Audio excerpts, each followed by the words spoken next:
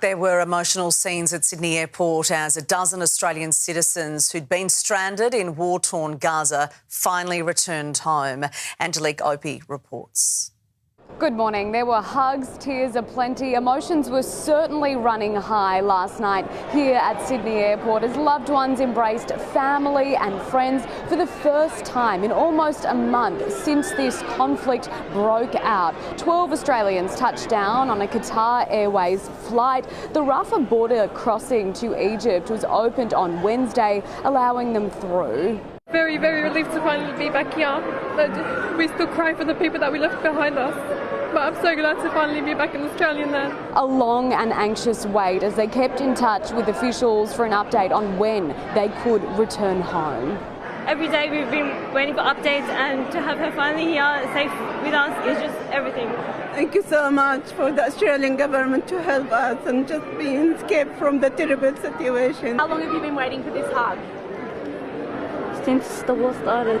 This group is among 25 Australians who have been able to make their safe journey home. 2 families arrived in Adelaide and in Melbourne on Saturday. The federal government is doing what it can to help more than 60 other Australians who are still trapped in Gaza. Scott Morrison has become the first Australian politician to visit Israel since the war broke out, joined by former British Prime Minister Boris Johnson in a tour of a devastated kibbutz. David Woywood reports from Tel Aviv. Well, this trip has very clearly made its mark on the former Prime Minister Scott Morrison. He was joined by Boris Johnson as the pair were given a guided tour of the Kfar Azar kibbutz. This community was the scene of unimaginable horror. Just a few kilometres from the Gaza border, more than 100 people were killed here and many more were kidnapped. Mr Morrison says he wasn't visiting in any official capacity, but rather as a private member to express his support for Israel and this war as it rages into its 5th week. It's hard to put it into words. It's hard to even describe what expectation you might have had as you've all come here and see this. But this word that just keeps coming into my head is just one of innocence, just so awfully violent. Airstrikes have intensified as Gaza counts the cost of this explosion. The Al Maghazi refugee camp, home to 33,000 people. Tonight it's claimed at least 50 have been killed. In a major escalation in the war of words in this conflict, a junior minister in the Israeli government has been suspended for suggesting a nuclear bomb was an option for dealing with Gaza. He was quickly reprimanded by the Israeli Prime Minister. In the biggest sign yet, the idea of a humanitarian pause in this conflict could be considered. Israel is now saying it would need to see significant progress on the hostage situation before it would even think about letting up its round-the-clock bombardment of northern Gaza. There were emotional family reunions at Sydney Airport after a dozen Australians touched down from Gaza. They'd been trapped in the war-torn enclave since fighting broke out. Here's Paul Kadak.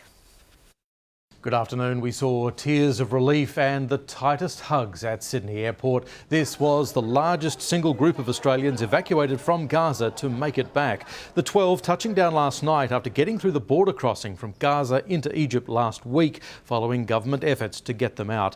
They are among 25 people Australian authorities have managed to help escape the city. I'm very happy, feeling safe, proud to be Australian. They helped us a lot. Mona still so worried for families she's left behind there. I was like looking after, the news to hear if they're still alive or not. I don't know anything about them. Sister, my brothers, all of my family there. We hope the ceasefire on Gaza will happen soon. Very, very relieved to finally be back here. It's been a total nightmare. We never thought we would make it out alive, so we're just very grateful to be here. Sarah saying she had to be strong for her children, telling them everything would be okay, even if sometimes she didn't believe it herself. I want to thank the Australian government for managing to get her here. They are now all home safe, while diplomatic work goes on to try and evacuate Australians still trapped in Gaza. Foreign Affairs confirming there are now 79 people they're trying to help escape the war zone. With bombs going off in the background, former Prime Minister Scott Morrison has strapped on a flak jacket to tour one of the Israeli areas targeted by Hamas. He was there with former British Prime Minister Boris Johnson, just as Israel was accused of a shocking new attack. A refugee camp bombed, Israeli jets accused of striking this Gaza compound, leaving dozens dead and unknown numbers buried or wounded.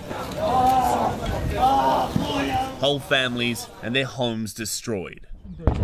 Just over the border in Israel, former Prime Ministers Scott Morrison and the UK's Boris Johnson touring where this conflict began and continues. In case we hear a red siren, They're in a kibbutz stormed by hundreds of Hamas terrorists on October 7.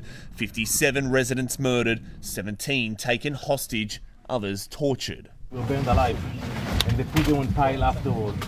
Beheading, decapitation. The level of evil intent in this was not some random act.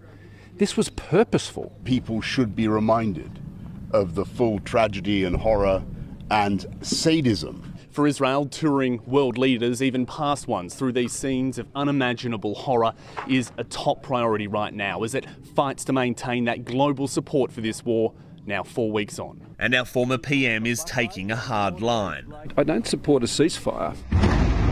And none is planned. The Israeli war machine hitting back, finding a Hamas rocket launcher hidden near a children's pool. Here's another rocket launch site shielded with an amusement park. And this Gaza hospital, Israel claims, connects directly to the Hamas tunnel network.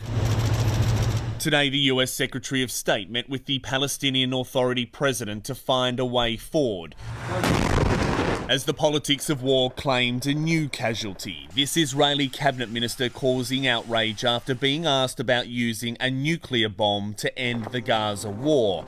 His answer, that's one way. He's been indefinitely suspended. In Tel Aviv, David Woywood, 7 News. The heartache over the Middle East war has spilled over at Sydney Airport, with desperate families finally reunited. It comes as uncertainty grows over the future of dozens of others still trying to make it back to Australia. After weeks of worry, the worst fears, the embrace made it real. Home, safe. At Sydney Airport, tears and the tightest hugs. Yeah, this is very emotional. I'm very happy. I'm feeling safe. Proud to be Australian. Thank you so much for the Australian government to help us. Mona Saker among the dozen Australians touching down after making it through the border crossing out of Gaza last week. People are suffering, there is no food, no water. Imagine. Very, very relieved to finally be back here. But we still cry for the people that we left behind us. It's been a total nightmare. We never thought we would make it out alive. Sarah had to be strong for her children. It's really, really difficult trying to tell them that everything's going to be okay when I never believed it myself. To have her finally here, safe with us, is just everything. Today, Mona back at her Sydney home on her phone. Memories of the traumatic last few weeks surviving in Gaza and those still there. 3 brothers and 2 sisters. For days, she's been trying to reach her sister. She don't know if she's alive or not, actually. Still no answer. Okay, she's all right. For those Australians still trapped in Gaza, the diplomatic effort to try and get them out continues. Foreign Affairs officials confirming there are at least 79 people they're trying to help escape the war zone. Paul Kadak, 7 News.